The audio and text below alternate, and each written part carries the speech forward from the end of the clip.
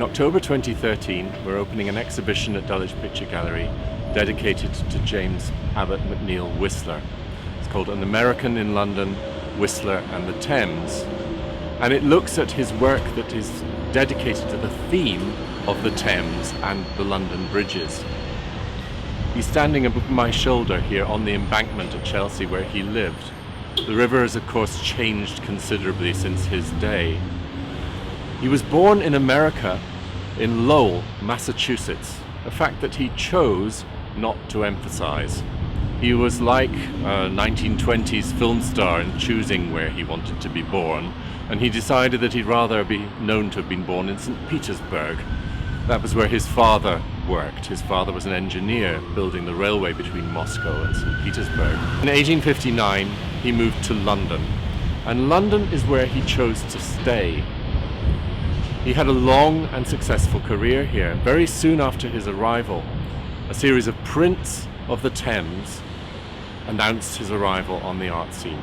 He was compared, slightly extravagantly, to Rembrandt, one of the greatest etchers of all time. And from then on, he chose his subject very carefully. The Thames appealed. It was a strange, muddy life force. No doubt, at that date, extremely smelly, I might add. It was the industrial artery. And in those days, industry came to London on the river. Dirty, smelly, but strong and powerful. He liked the monochrome colours. And he was a colorist above all things. An extraordinary artist, never quite in tune with Impressionism, never quite in tune with Pre-Raphaelitism. He was his own ism. He had an aesthetic style that was all his own, based on color harmonies.